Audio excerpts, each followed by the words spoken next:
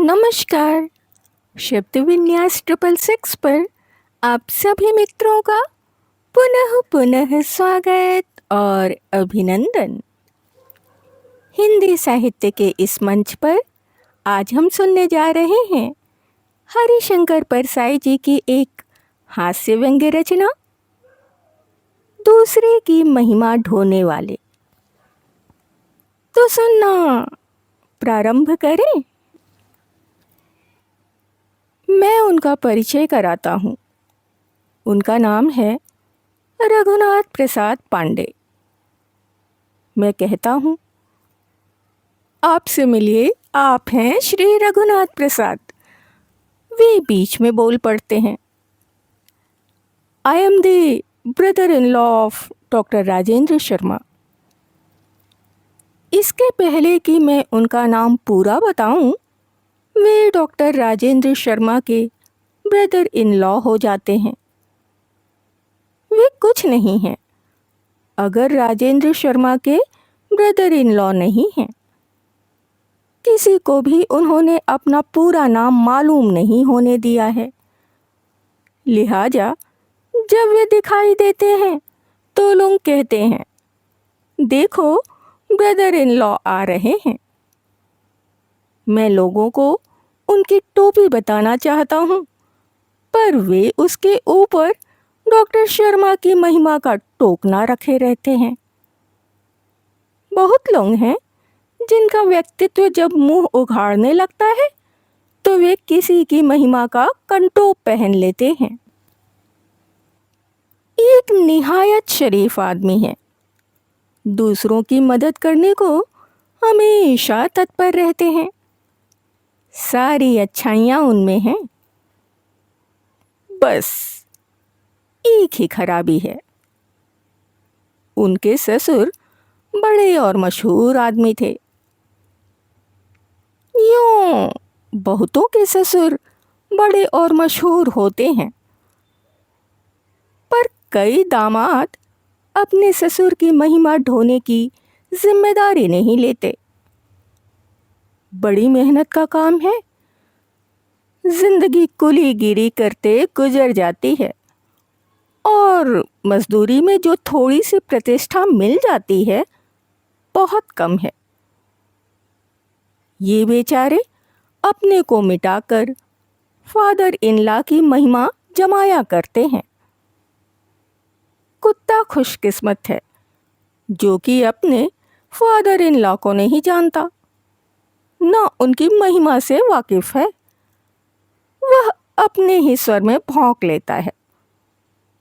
जो दुम हिलाता है वह भी उसकी अपनी होती है। ये भले आदमी हर बात में ससुर का संदर्भ निकाल लेते हैं। फर्नीचर की बात हो रही है तो वे अपने फादर इन लॉ की पसंदगी की बात चला देंगे। सब्जी खरीदते दिख गए तो मैंने कहा, सब्जी खरीदी जा रही है। उन्होंने टमाटर छांटना बंद कर दिया और बताने लगे कि ससुर साहब को कौन सी सब्जी पसंद थी और वे कहाँ से मंगाते थे। एक दिन पड़ोस के बीमार बच्चे के लिए डॉक्टर को बुलाने जा रहे थे। मैंने पूछ लिया, इतनी फुर्ती में कहाँ चले जा रहे हैं? वे साइकिल से उतर गए। बोले, वर्मा साहब के लड़के की तबीयत बहुत खराब है, डॉक्टर को लेने जा रहा हूँ। फादर इन लॉ जब तक थे तो मोहल्ले में किसी को चिंता करने की जरूरत नहीं थी। वे फौरन डॉक्टर को बुलाकर दवा का इंतजाम कर देते थे। एक दिन एक रिक्शे वाला बीमार पड़ गया। उधर वर्मा साहब का बच्चा चीख रहा था, इधर ये मुझे बता रहे थे कि ससुर साहब ने किन किन की जान बचाई थी। बेचारे अच्छा काम करने निकलते हैं कि रास्ते में फादर इन लॉ अटका लेते हैं। अगर उनके घर में कभी आग लग जाए तो वे बुझाने से पहले यह बताएंगे कि फादर इन लॉ कैसे आग बुझाते थे। उनकी पत्नी चिल्लाएंगी कि घर फूका जा रहा है, फायर ब्रिगेड बुलाओ ना। ये कहेंगे, ठहर जा, जाता तो हूँ। हाँ, तो एक दिन शाम को फादर इन लॉ ने देखा कि सामने के घर से धुआं निकल रहा है। सोचता हूँ एक दिन उनसे कहूँ, आपने सुना, वे जो दीक्षित जी हैं ना, उन्हें जूते पड़ गए। तब वे कहेंगे, हाँ, कभी कभी ऐसा मौका आ जाता है।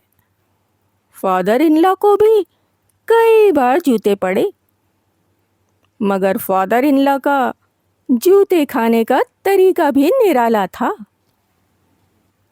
मरे की अपेक्षा जीवित की महिमा ढोना कठिन तो है, पर उससे फायदा ज्यादा होता है।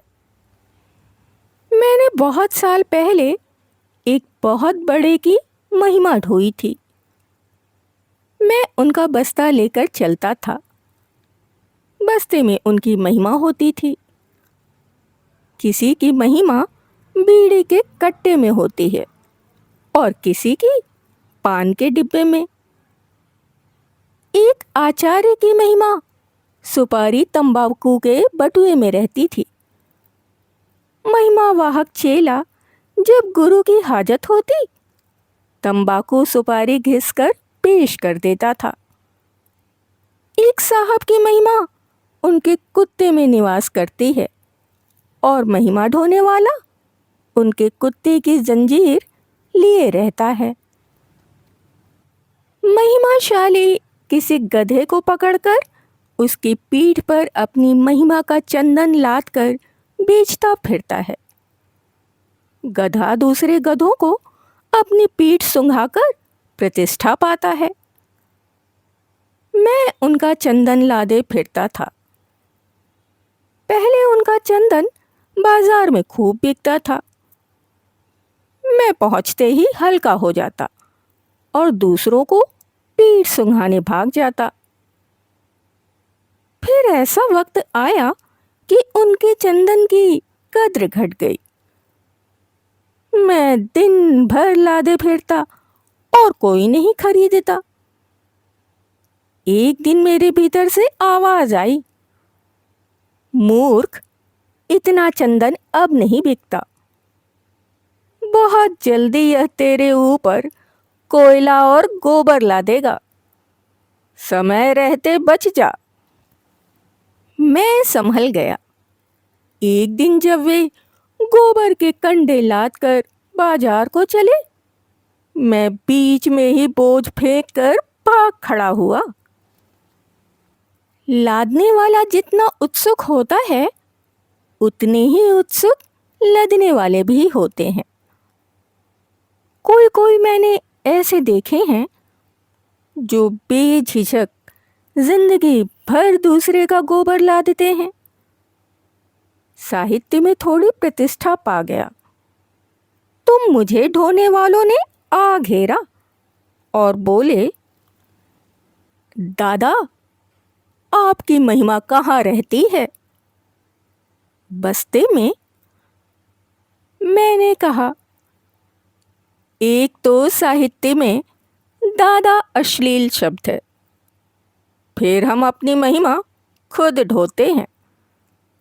अभी इतनी हुई ही नहीं कि टट्टू रखें। मगर मेरे साथ ऐसा भी हुआ है कि यह सोचता रहा हूं कि अपनी ही महिमा ढो रहा हूं, मगर अंत में मालूम होता है कि दूसरे की ढो रहा था। एक बड़े अफसर मेरे मित्र और प्रशंसक हैं। मैं यात्रा पर था, वे मिल गए, मुझे रेस्ट हाउस ले गए। सेवा करने को उनके बहुत से मातहत थे। उन्होंने देखा कि उनके साहब मेरी बड़ी आवभगत कर रहे हैं। जरूर बड़ा आदमी है।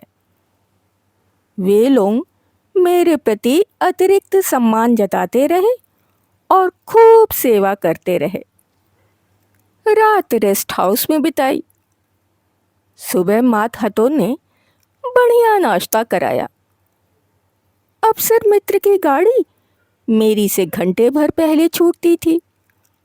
उन्होंने एक क्लर्क से कहा, परसाई जी को जबलपुर की गाड़ी में आराम से बिठा देना। मैं कई दिनों से यात्रा पर था। रात को जब साहब सो गए थे तब मैं चुपचाप जेब में रखे नोट गिन रहा था। किराए के 2 रुपए घटते थे। सोचा इनसे ले लूंगा। मेरे उनके संबंध ऐसे ही थे।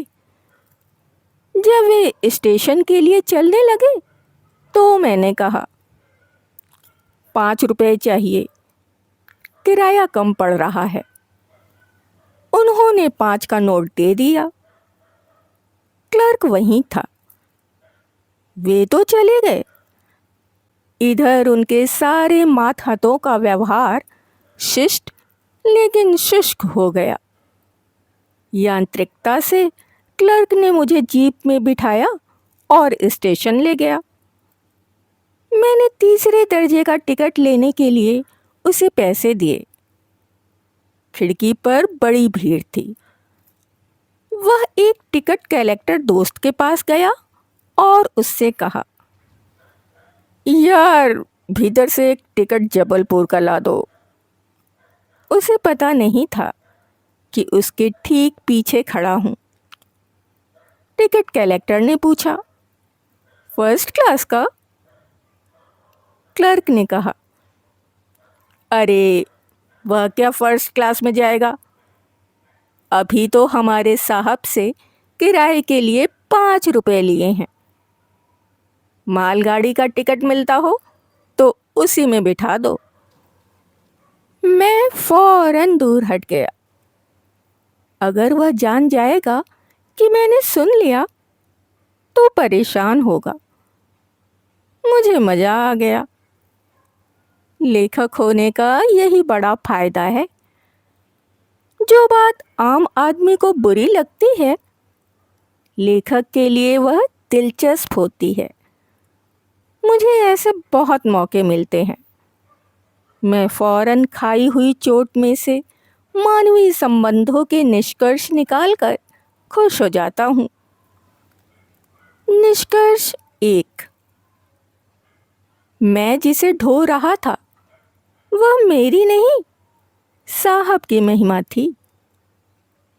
निष्कर्ष 2, नौकरशाही में मूल्यों की यह गत हो गई है।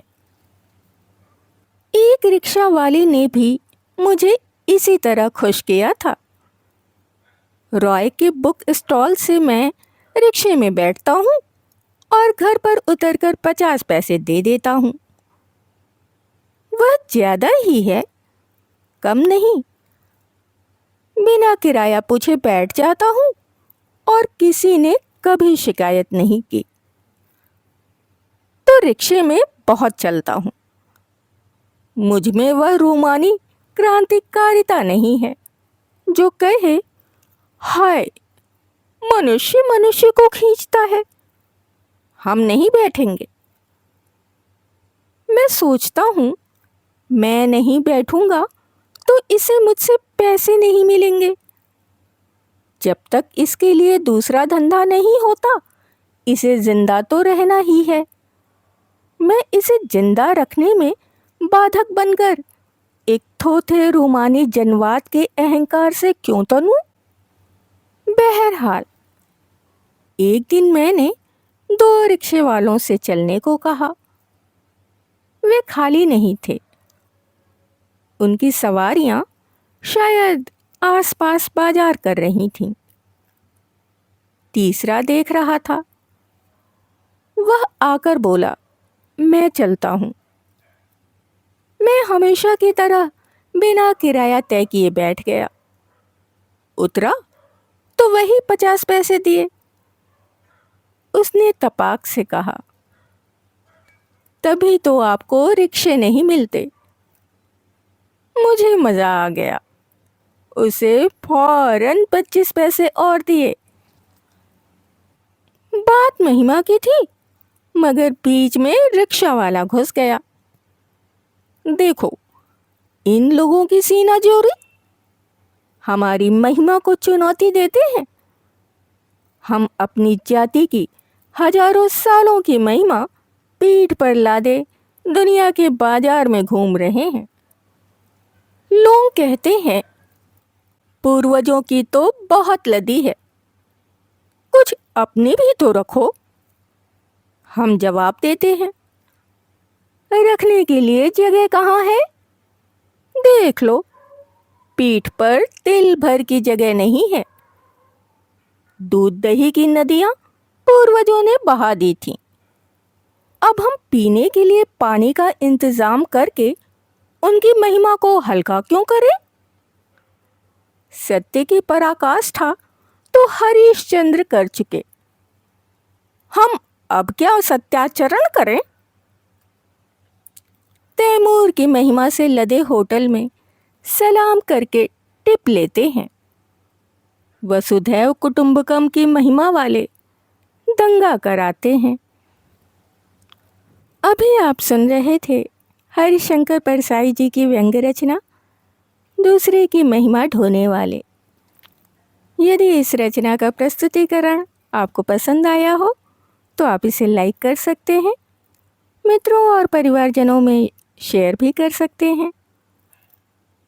जो भी सदस्य पहली बार चैनल पर आए हैं वो चैनल को सब्सक्राइब कर लें और बेल आइकन को दबाना बिल्कुल भी ना भूलें।